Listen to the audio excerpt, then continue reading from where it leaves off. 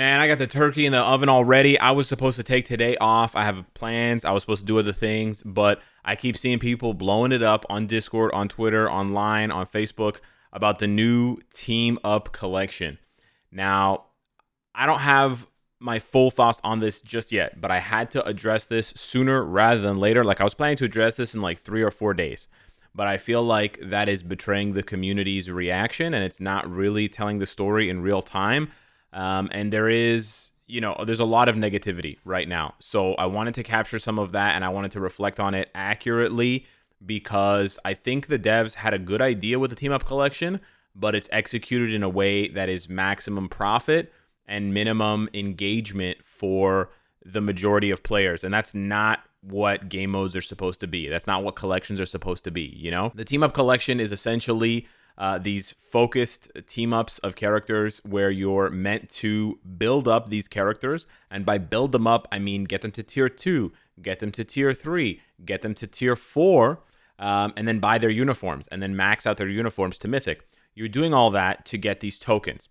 And then when you get these tokens, you then upgrade the buffs here on the left side, and these buffs can get very potent. Now, some people look at this immediately and they're like, okay, well, these buffs are only for these characters. Yes, they are only for these characters. So when you're getting an extra 10% attack or you're getting an extra 20% attack, it's only for Doctor Strange and Iron Fist and Moon Knight and Ghost Rider. It's only for these specific characters.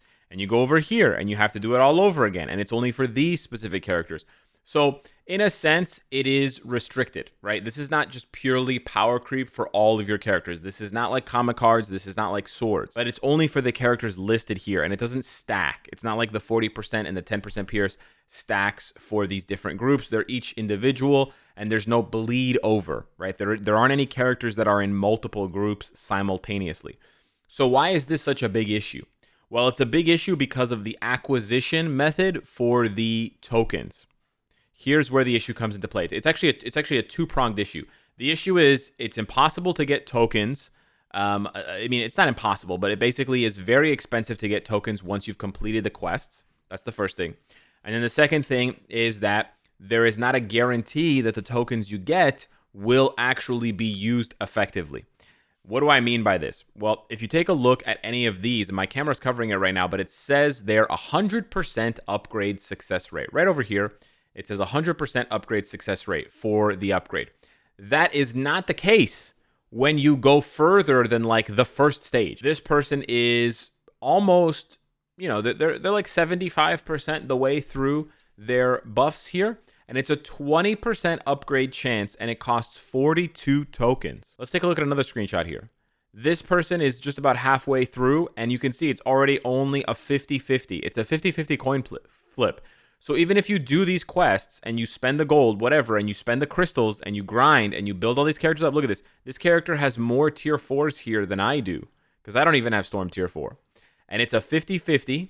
And you look at this. They have 25 tokens and it's 36 tokens. And it's not even a guarantee once they get the tokens. So you can do all the grinding. You can do all the building up and you're still not guaranteed to actually get anything out of it. Right, you do have these buffs which are permanent for these characters. These buffs are pretty good, but they're nowhere near as good as the buffs you're getting here. Right, they're nowhere near as good. But the issue really lies in the fact that there's no way to farm these tokens for free, and in the fact that it's not a 100% guarantee at every single upgrade. And you have to do these upgrades 18 times, and it's a 100% chance for the first one, and then it diminishes after every successful upgrade. Look at this here, 10%. When you get to the end, there's a 90% chance you're going to fail when you hit upgrade. And there's 46 token cost here.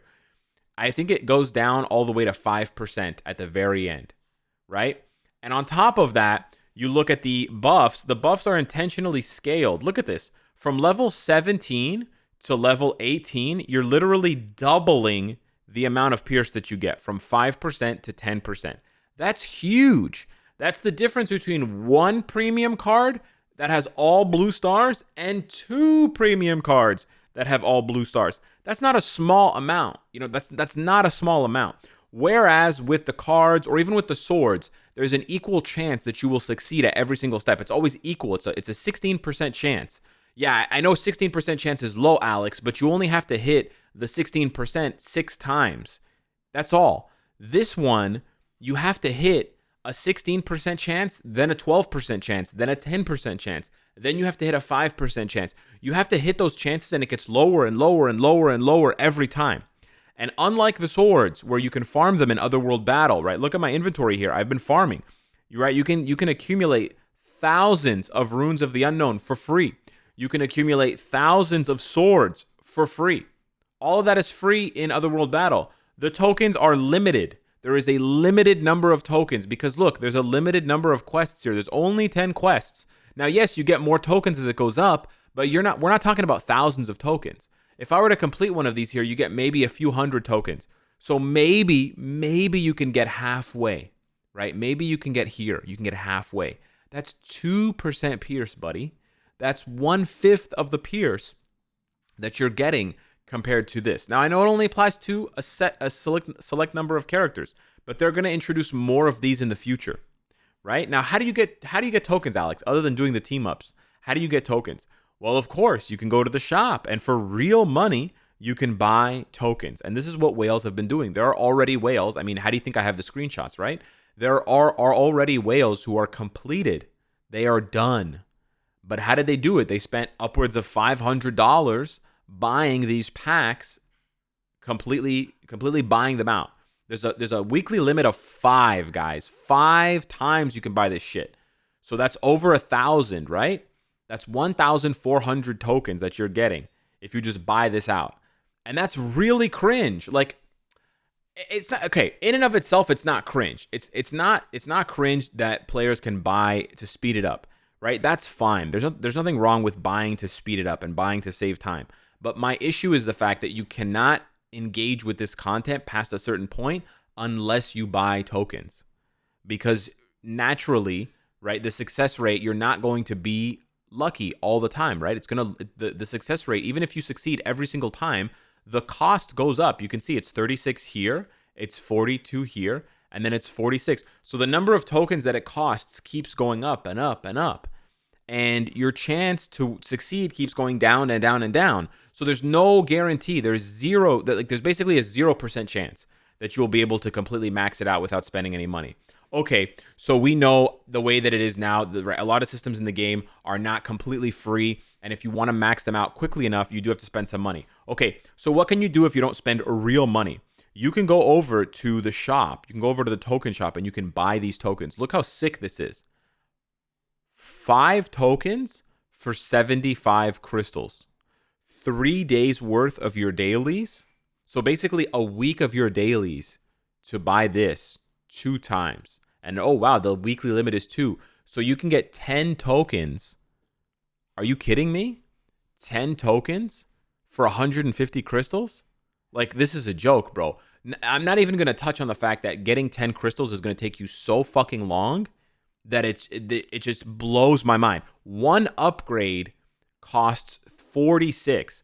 So this is going to take you over a month of buying this shit, of buying the tokens once you've completed all of the quests and you can't get any more tokens. There's no way to naturally farm tokens. There is a finite number of tokens here. There's a limited number of tokens here. Even if you buy all the uniforms and you max out all the uniforms and you have all the tier 4s like I do, that's not enough to complete this. That's what I'm trying to say. Isn't that insane? It's absolutely bonkers. It's absolutely bonkers. So here's what they need to do. It's pretty straightforward. They need to introduce a way, the way they need to fix this is they need to introduce a way for players to farm tokens for free.